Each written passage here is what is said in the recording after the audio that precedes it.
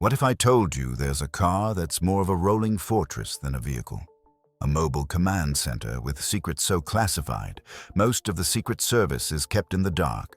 It has no price tag because it's not for sale. You can't tour it, and its true capabilities are one of the most closely guarded secrets on the planet.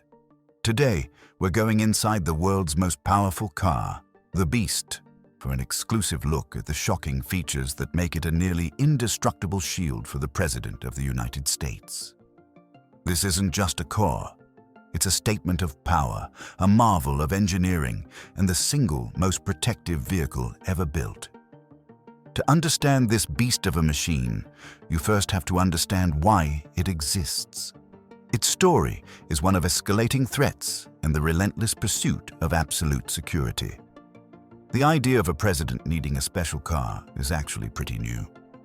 In the early 20th century, presidents like William Taft and Woodrow Wilson just used stock production cars. Theodore Roosevelt was the first president to even ride in a car for official business, and that was just a ride. These early cars were about convenience, not safety. The first big shift came with Franklin D. Roosevelt. In 1939, his administration got the Sunshine Special, a modified Lincoln K-Series convertible. It was the first car built to Secret Service specs, with extra wide running boards for agents and a two-way radio. But the real catalyst was the attack on Pearl Harbor. Suddenly, the nation was at war, and the president was a target. The Secret Service scrambled to add armor, bulletproof tires, and weapon compartments to the Sunshine Special. The age of the armored presidential car had officially begun. After FDR, President Harry S. Truman, supposedly holding a grudge against GM, ordered a fleet of armored Lincoln Cosmopolitans. One was even fitted with a plexiglass bubble top for President Eisenhower, trying to balance visibility with protection. But that illusion of safety was shattered on a sunny day in Dallas in 1963. President John F. Kennedy was assassinated in his open-top 1961 Lincoln Continental, codenamed SS-100X. That tragedy marked the end of the open-air presidential limo forever. The SS-100X was immediately and drastically rebuilt. A permanent bulletproof roof was added, along with titanium armor and reinforced glass. The car that had carried a president to his death became an armored cocoon. For decades, this reactive approach defined the car's evolution. Every new threat, every assassination attempt added another layer of steel, another inch of glass. The 1983 Cadillac Fleetwood, used by Ronald Reagan, for instance, had a raised roof and was encased in thick bulletproof glass. By the 2000s, just modifying a production car wasn't enough. The security needs were too extreme. The Secret Service needed a vehicle built from the ground up for one single purpose: protecting the president. This led to the modern Beast, which, despite the Cadillac badge, is not a Cadillac at all. It's a custom-built machine on a heavy-duty truck chassis, a tank in a tuxedo. The current model, which debuted in 2018, is the result of over 80 years of hard lessons, a rolling testament to the promise to never let history repeat itself. So, what exactly makes this car a fortress on wheels? Let's break it down. The scale of its defenses is almost hard to believe.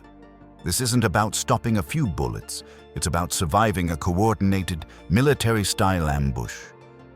It all starts with the armor. The body of the Beast is a mix of steel, aluminum, titanium, and ceramic, creating military-grade armor that's reportedly up to 8 inches thick. The doors are so heavy, weighing as much as a cabin door on a Boeing 757, that it's nearly impossible for someone to open them from the inside. They form a perfect seal when closed, protecting the cabin from chemical and biological attacks. And underneath, the chassis is reinforced with thick steel plates, making it blast-proof against IEDs and grenades. Then you have the windows. At 5 inches thick, they're a fused block of layered glass and polycarbonate that can easily stop high-caliber rounds. They're so dense they actually block out a lot of natural light. Only the driver's window opens, and only by 3 inches. Just enough to talk to agents outside. But defenses don't mean much if the car is a sitting duck. So, mobility is key. The Beast is fitted with Kevlar-reinforced, run-flat tires that are resistant to shreds and punctures. Even if the tires are totally destroyed, the car can speed away on its solid steel rims. It's rumored to be able to hit 60 miles per hour, which is incredible for a vehicle weighing a staggering 15,000 to 20,000 pounds. It's not built for a chase, it's built to punch through a threat and get to safety. The protection also covers unseen threats. The cabin is hermetically sealed and has its own separate, filtered air supply to protect the president from a gas attack. The fuel tank is also armored and filled with a special foam that stops it from exploding even if it takes a direct hit. Every single part is engineered for the worst-case scenario. It's a self-contained survival cell, a panic room on wheels. Defense is one thing, but sometimes the best defense is a good offense. While the Secret Service, for obvious reasons, never confirms the full scope of its capabilities, credible reports paint a picture of a vehicle that doesn't just take a punch, it punches back. Let's start with the non-lethal stuff, straight out of a spy movie. The door handles can reportedly be electrified with a 120-volt shock to stop anyone from forcing their way in. It's also said to be equipped with systems to create a dense smoke screen and even lay down an oil slick to send pursuing vehicles spinning. Hidden in the front grille are rumored to be tear gas grenade launchers to disperse crowds. But it's the lethal capabilities that really elevate the Beast. Hidden compartments are believed to hold an arsenal of weapons, including pump-action shotguns and maybe even grenade launchers for the agents inside. Night vision cameras mounted on the front allow the driver to navigate through smoke, total darkness, or anything else that obstructs their view. And who's behind the wheel? The driver isn't a chauffeur.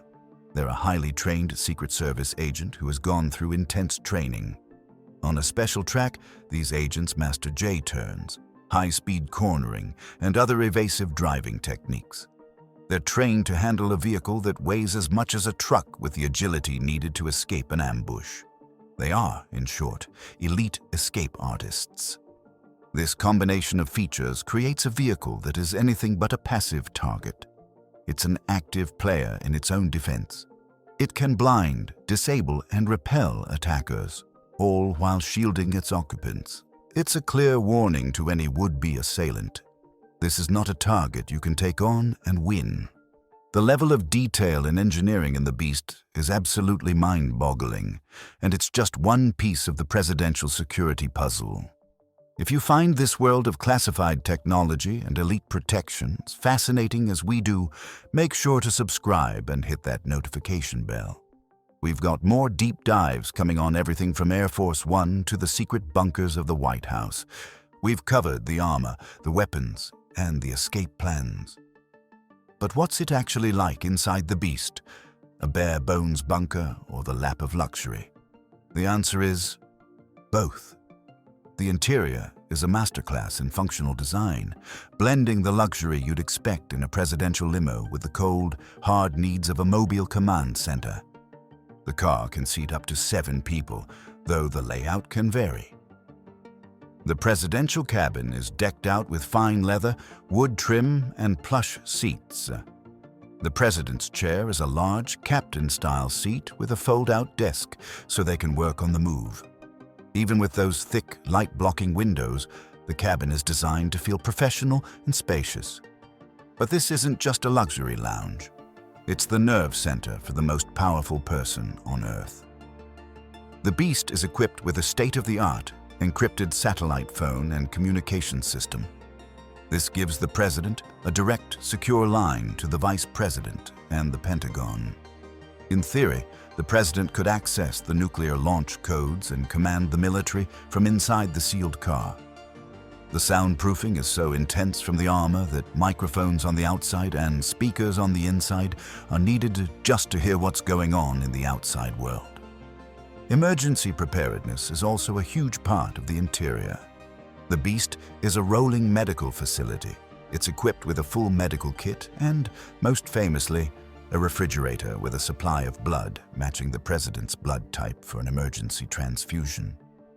A medical professional is also always in the motorcade, just a few cars behind. There's even a separate oxygen supply in the trunk as a final line of defense. Every detail is a blend of status and security. The presidential seal is on the exterior and interior, a constant symbol of the office it protects, so a small panic button is within the president's reach, instantly alerting the Secret Service to a threat. The entire rear compartment is a secure cocoon, a place where the president can work, communicate, and stay safe from any conceivable danger, all while traveling in a style fit for a world leader. It's not just a back seat, it's a mobile Oval Office. As incredible as the Beast is, it never travels alone. It's the heart of a much larger and more complex operation, the presidential motorcade. This isn't just a line of cars, it's a perfectly choreographed ballet of security, a rolling White House designed to create a mobile bubble of absolute control. The motorcade can have anywhere from 24 to 45 vehicles, depending on the mission. One of the first things you might notice is that there isn't just one Beast. There are always at least two identical limousines, both with the same license plate. This is a classic shell game. The vehicles constantly switch positions, making it impossible for an attacker to know which one is actually carrying the president. The spare also serves as a critical backup if the main vehicle is disabled. Leading the way are sweepers, local police on motorcycles who clear the path, and a route car and pilot car that travel minutes ahead to scan the route for any last-second threats. Behind them is the core of the motorcade, the secure package. This includes the presidential limos and a swarm of heavily modified Chevrolet Suburbans packed with Secret Service agents. One of these, the CAT or Counter-Assault Team vehicle, is full of heavily armed commandos ready to repel an attack with overwhelming force. Also in this bubble is the Roadrunner, or Mobile Command and Control Vehicle. This SUV is covered in antennas and a satellite dish, making sure the motorcade stays connected to global communications networks. Another key vehicle carries electronic countermeasures, which can jam remote detonation signals for bombs and disrupt incoming projectiles. An ambulance, staffed with military doctors and carrying a full trauma suite, is always close by. The motorcade is a self-sufficient ecosystem of protection, communication, and medical care. The logistics are just staggering. This whole fleet of vehicles isn't driven across the country, it's flown. U.S. Air Force C-17 Globemaster III transport aircraft fly the entire motorcade, limos, SUVs, and all, anywhere in the world the president needs to go. This means that before the president even lands in a foreign country, his entire security bubble is already on the ground, swept and ready to roll. It's a logistical masterpiece that ensures that from the moment the president steps off Air Force One, he is inside one of the most secure environments on Earth. From an open-top convertible to a 10-ton mobile fortress, the presidential car has become something its first occupants could never have imagined. The Beast is more than just a car. It's a symbol of both the immense power and the immense danger of the American presidency. With its 8-inch thick armor, rumored offensive weapons, onboard blood supply, and its role as a command center, it represents the absolute peak of vehicle security. Every one of its features tells a story about a threat that had to be neutralized. It's a vehicle born from the tough lessons of history, engineered with an almost unbelievable level of paranoia and precision. At a cost of over $1.5 million per car and part of a fleet of more than a dozen, it's a rolling statement that the protection of the Commander-in-Chief is non-negotiable. The Beast is a fortress on wheels and the ultimate shield for the leader of the free world. It's a car built not for the road, but for a battlefield, a silent, imposing guardian ready for a day everyone hopes will never come. What else can it really do? We may never know, and maybe that's its most powerful security feature of all.